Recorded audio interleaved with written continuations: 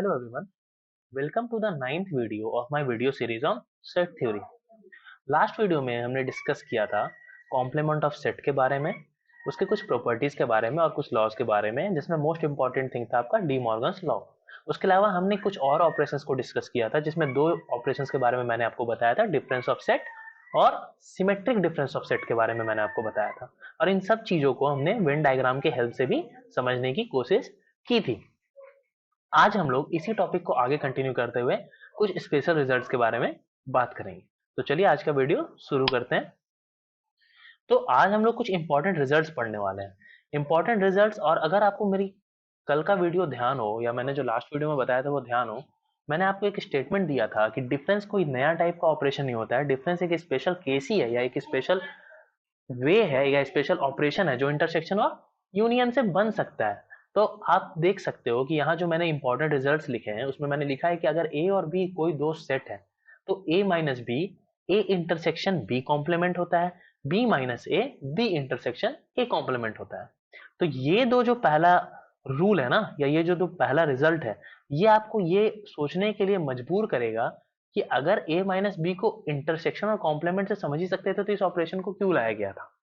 ठीक है, तो यहां मेरा ये बतलाने का आपका मेन लॉजिक यही है कि ठीक है, इसमें दो ऑपरेशंस एक साथ इन्वॉल्व हो रहे थे, कॉम्प्लीमेंट भी और इंटरसेक्शन भी, इसलिए इसको कंबाइन करके एक सिंपल ऑपरेशन से तो दिखा दिया गया। ठीक है, बट यहां पर आप इस बात को समझ जाइए, जिस तरह से नॉर्मल नंबर सिस्टम में रिपीटेड एडिशन को मल्टीप्लीकेशन से शो कर देते हैं या रिपीटेड सब्ट्रैक्शन को डिवीजन बना देते हैं, ठीक उसी तरह से यहाँ पर इंटरसेक्शन और कॉम्प्लीमेंट का जो कॉम्बिनेशन है वो आपका डिफरेंस ऑफ सेट बन जाता है।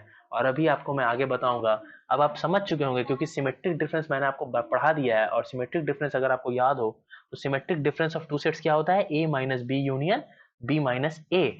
अब अगर मैं यहाँ पे a माइनस बी को a इंटरसेक्शन b कॉम्प्लीमेंट लिख देता हूँ और b माइनस a को b इंटरसेक्शन a कॉम्प्लीमेंट लिख देता हूँ, तो आप देखिए कि इस पर्टिकुलर एक सिमेट्रिक डिफरेंस को ऑपरेशन में कितने सारे कॉम्प्लीमेंट और इंटरसेक्शन और यूनियन इन्वॉल्व हो गए। इसलिए इसको सिंप्लीफाई करने के लिए हम इसको एक ऑपरेशन या एक नए सिंबल से समझ लेते हैं, वो है सिमेट्रिक डिफरेंस।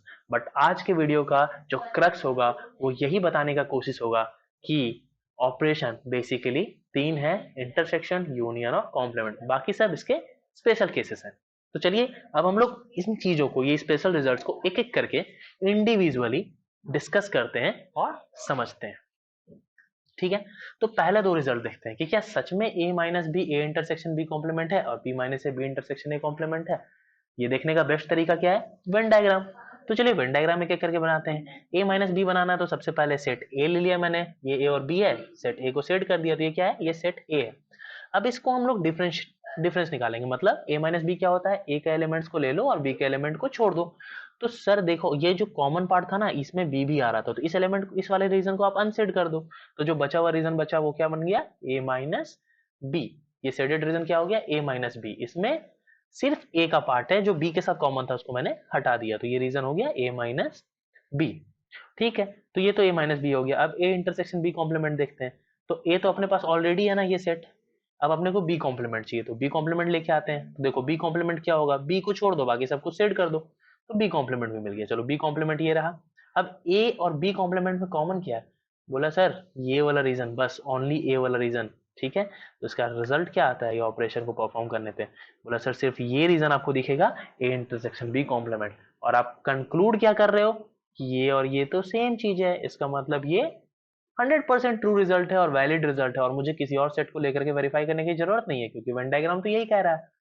ठीक है, तो अब b minus A equal to B intersection A complement भी इसी सिमिलर वे में हो जाएगा। तो ये पार्ट मैं आपके लिए छोड़ता हूँ, ठीक है, कि b माइनस ए को बी इंटरसेक्शन ए कॉम्प्लीमेंट आप इसी तरह से वेरीफाई कर लेना। ठीक है, अब मैं आगे चलता हूँ। अब अगला रिजल्ट क्या है, ये सिंबल अगर आपको याद हो तो इफ एंड ओनली इफ का था, टू वे इम्प्लीकेशन था। ये क्या कहता है, a माइनस बी का वैल्यू a अगर हुआ तो इसका मतलब a और b के बीच में कोई भी एलिमेंट कॉमन नहीं था। मतलब a और b कैसे सेट थे, a इंटरसेक्शन b अगर फाई होता है तो a और b कैसा सेट होता है, बिल्कुल सही, डिसजॉइंट सेट होता है। अगर आपके माइंड में आ गया तो अच्छी बात है, नहीं तो रिवाइज कर लेना। a इंटरसेक्शन b अगर फाई होता है, a और b में कोई भी एलिमेंट कॉमन नहीं होता है, तो वो डिसजॉइंट सेट होता है। और ये ए और बी, यही वेन डायग्राम डिसजॉइंट सेट के लिए बनाया मैंने कि ए और बी में कोई भी कॉमन पार्ट नहीं है। तो ये क्या कह रहा है, अगर a माइनस बी का वैल्यू a हो जाता है ना, तो इसका मतलब a इंटरसेक्शन b फाई होगा। ये तो इस साइड से इंप्लीकेशन हुआ, पर ये तो टू वे इंप्लीकेशन है। तो अगर a इंटरसेक्शन b का वैल्यू फाइव होगा ना, इसका मतलब a माइनस बी का वैल्यू a होगा। ये स्टेटमेंट यही बताना चाह रहा है। इस सिंबल के बारे में मैंने आपको बहुत पहले ही बता दिया था कि इसको आई डबल एफ इफ कहते हैं, इसको इफ एंड ओनली इफ भी रीड करते हैं। a minus B is equal to A if and only if a intersection b is equal to five. तो समझ लो इसको, वेन डायग्राम बनाओ। a इंटरसेक्शन b फाइव होने का मतलब दोनों में कोई कॉमन पार्ट नहीं था, तो दोनों सर्कल्स अलग अलग बना दिए। ठीक है, अब बताओ a इंटरसेक्शन b फाइव था तो वेन डायग्राम तो यही होगा ना। अब इसमें a माइनस बी क्या होगा? बोला सर b को छोड़ दो और सिर्फ a को सेड कर लो। तो लो, b को छोड़ दिया, सिर्फ a को सेड कर लिया। तो यार ये तो पूरा का पूरा a सेड हो गया, इसका मतलब a माइनस बी का वैल्यू a हुआ ना। बिल्कुल हुआ, यही तो बताना चाह रहा है ये रिजल्ट। ठीक है, तो नेक्स्ट रिजल्ट की तरफ चलते हैं। नेक्स्ट रिजल्ट क्या कहता है कि अगर आप a माइनस बी में b के साथ यूनियन कर दोगे तो वो a यूनियन b बन जाएगा। अब आप सोचो, अपने माइंड में वेन डायग्राम इमेजिन करो, आंसर मिल जाएगा आपको।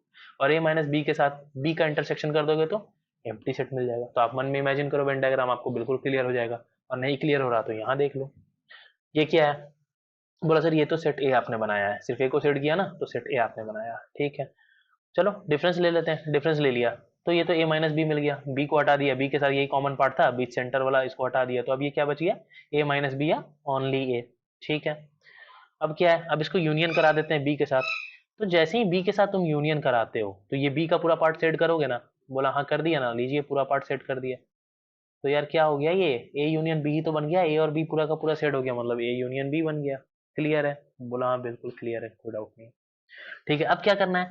अब कह रहा है कि a माइनस बी के साथ अगर b का इंटरसेक्शन कराओ ना तो फाइव मिलेगा। बोला a माइनस बी और b में ऐसे भी कोई कॉमन पार्ट नहीं है, सही बोल रहे हो, फाइव मिलेगा ही मिलेगा। तो देख लो, इंटरसेक्शन करा दो b के साथ, a माइनस बी और b में कुछ कॉमन है? बोला नहीं है, तो एम्प्टी सेट मिलेगा। क्लियर? आगे चलते हैं। नाउ ये last, a minus B union b minus A, ये कौन सा ऑपरेशन है? Symmetric difference of two sets. ठीक है, a minus B union b minus A को आप ऐसे भी लिख सकते हो, a union b minus a intersection b। अगर आपके माइंड में ये पिक्चर आ गया हो तो आप इसको भी वेन डायग्राम से इमेजिन कर सकते हो कि ये ट्रू है या नहीं। ये सब आपको याद नहीं करना होगा, सिर्फ आपको वेन डायग्राम माइंड में रखना है और आप सब कुछ बता सकते हो। ठीक है, अब बताओ वेन डायग्राम ये क्या है?